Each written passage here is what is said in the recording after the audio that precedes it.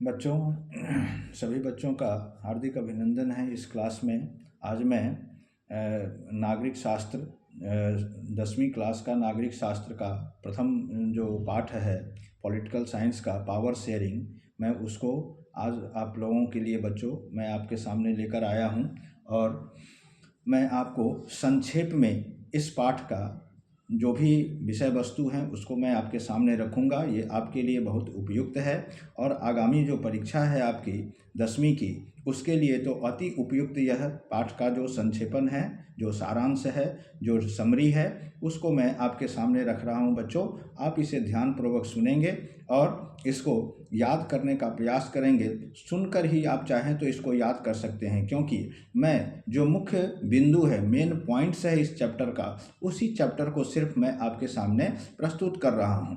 और मुझे यह बहुत खुशी हो रही है क्योंकि मैं आपके सामने कुछ इस तरह से इस संक्षेप रूप में, सारांश के रूप में, समरी के रूप में मैं इस विषय वस्तु को रख रहा हूं, जिससे आपको आने वाली परीक्षा में अधिक लाभ मिले और आपको ज़्यादा से ज़्यादा याद हो जाए।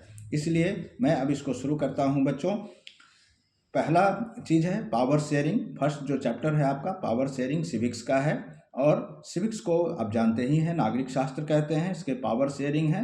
पावर शेयरिंग को सबसे पहले आपको परिभाषित करना है कि पावर शेयरिंग होता क्या है।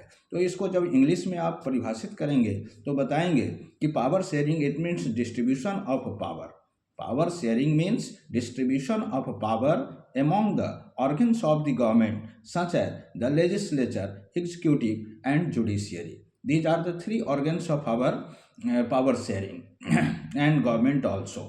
We can say these are the organs of the government: legislature, executive and judiciary. Legislature को हम लोग विधायिका कहते हैं, executive को हम लोग कार्यपालिका कहते हैं और जुडिशियरी को न्यायपालिका कहा जाता है। बच्चों, in a democracy when we are learning power sharing, then we will discuss about first point, dear students, that is, in democracy all power does not rest with any one organ of the state. You know very well it about this power sharing, and this chapter consists two story of power sharing. One is about Belgium and one is about Sri Lanka. तो Belgium और श्रीलंका दोनों के बारे में जहाँ सत्ता का हस्तांतरण हुआ, पावर का शेयरिंग हुआ है ना, तो इस सत्ता का जो विभाजन है, पावर का जो हिस्सेदारी है, ताकत का, सत्ता का जो हिस्सेदारी जिसको कह सकते हैं बच्चों, तो ये पावर शेयरिंग जो है, इसको डिफाइन करते हुए मैं अभी बताया कि यह क्या है, पावर का बंटवारा है।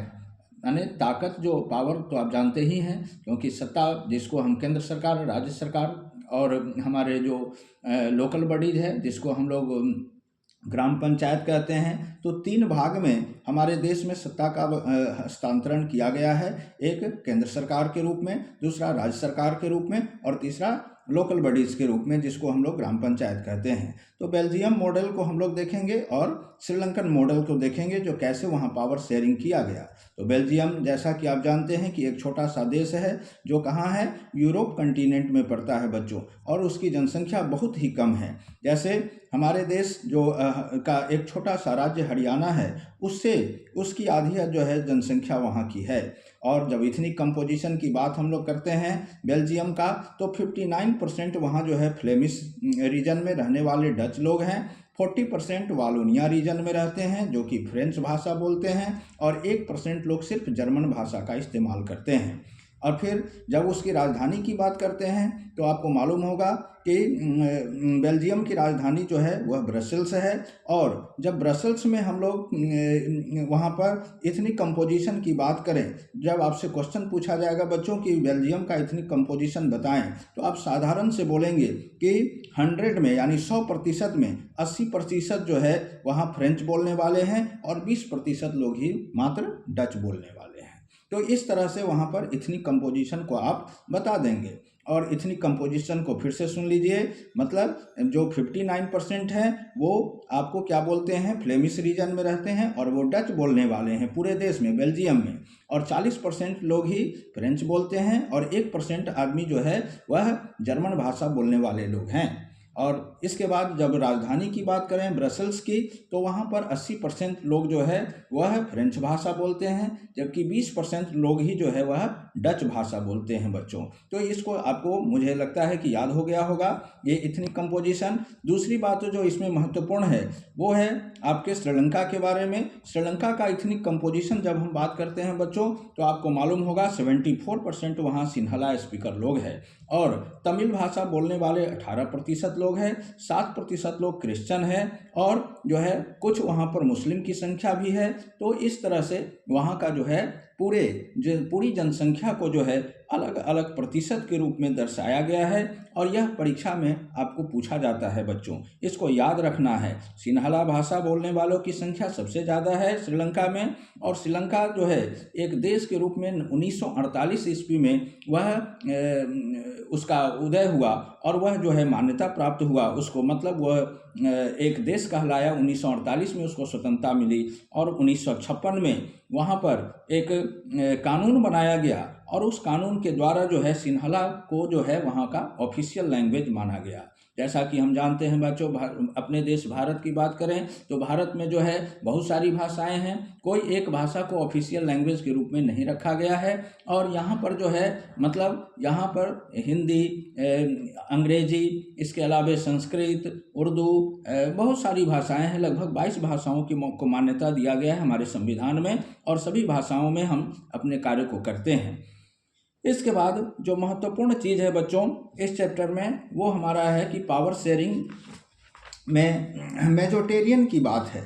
मेजोरिटेरियन का मतलब होता है जिसकी जनसंख्या ज़्यादा हो, यानी जो मेजोरिटी में है। जैसे आप जानते हो बच्चों, सिंपल शब्दों में आप समझ लीजिए, मेजोरिटेरियन का मतलब है कि जिनकी जनसंख्या ज़्यादा हो देश में, उसे हम मेजोरिटेरियन कहते हैं। मैं आपके लिए ये बहुत ही संक्षेप में आपको इस वर्णन को इस पाठ का वर्णन कर रहा हूँ बच्चों, और आप इसे सुनकर याद करें। बार बार अगर आप सुनेंगे बच्चों तो आपको याद हो जाएगा, और आपके लिए यह परीक्षोपयोगी वस्तु होगी। इसके बाद जब पड़ोसी देश आपसे पूछा जाएगा बच्चों कि बेल्जियम का पड़ोसी देश कौन कौन है, तो आप सिंपल बताएंगे फ्रांस, नीदरलैंड, जर्मनी, लग्जमबर्ग। ये 4 जो है बेल्जियम का पड़ोसी देश है बच्चों। तो इस तरह से श्रीलंका को आज़ादी कब मिली? 1948 में। फिर एक वहाँ पर सिंहला भाषा को ऑफिशियल लैंग्वेज के रूप में मान्यता देने के लिए 1956 में एक कानून लाया गया। तो ये जो है सारे जो है इसमें संक्षेपण वाला जो शब्द है वो है, और जो पॉइंट्स है उसको मैं जो है आपके सामने रखा। इसके बाद है सिविल वार। सिविल वार का मतलब होता है गृह युद्ध, इसको हिंदी में गृह युद्ध कहते हैं बच्चों। और जब आपस में एक ही देश में अपने ही लोग जब आपस में लड़ने लगते हैं भाषा के आधार पर, धर्म के आधार पर, जाति के आधार पर, तो ये एक तरह का गृह युद्ध कहलाता है, सिविल वार कहलाता है बच्चों। मुझे आशा है आप समझ रहे होंगे और समझ गए होंगे। इसके बाद जो है बच्चों मैं आपको इसके बारे में बता दूं, एक महत्वपूर्ण क्वेश्चन जो पूछा जाएगा, why power sharing is desirable. Power sharing क्यों आवश्यक है? तो पावर शेयरिंग जो है बच्चों बहुत ही महत्वपूर्ण है, और power sharing helps to reduce possibility of conflicts in society. समाज में हमारे किसी भी तरह का कोई आपसी मनमुटाव है, अगर उसमें कोई किसी तरह का आपसी मतभेद है या मनमुटाव है, या किसी तरह का, उसी को अंग्रेजी में कन्फ्लिक्ट्स कहते हैं बच्चों, तो ये अगर है तो उसको समाप्त करने का एकमात्र साधन है, और सबसे उपयुक्त साधन, एकमात्र तो नहीं कहेंगे लेकिन उपयुक्त साधन जरूर कहेंगे बच्चों, कि हम पावर को अलग अलग हाथों में देकर, लोगों में पावर का डिस्ट्रीब्यूशन करके, हम सबका ओपिनियन लेकर और किसी तरह के मतभेद को समाप्त कर सकते हैं। तो ये हमारा इंपॉर्टेंट है, why power sharing is desirable, it helps to reduce the conflicts among people. Next है हमारा, जब हम बात करते हैं बच्चों फॉर्म्स ऑफ पावर शेयरिंग का, तो पावर शेयरिंग के कई रूप हैं, जैसे among different organs of the government. पहला हो गया इसका पॉइंट, मतलब पावर शेयरिंग का डिफरेंट फॉर्म्स। तो पहला फॉर्म्स इसका हो गया among different organs of the government, among different organs of the government. दूसरा बोलेंगे among government at different levels. दूसरा पॉइंट क्या बोलेंगे? Among government at different levels, है ना। And levels you are understanding, it means different levels of government we have, as like central, state and local self-government. These are the different levels of the government we have.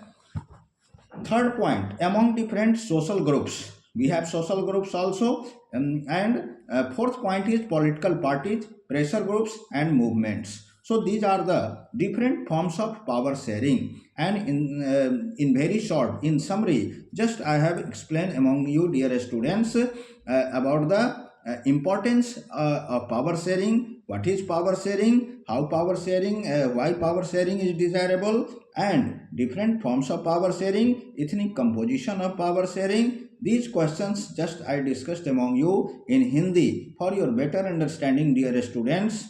And in next video, I will bring question answer of this chapter also for you. Selected question for your coming exam 2026 of CBSE board 10th class. So dear students, you will stay in my class, you will like and subscribe to my class, and you will comment also.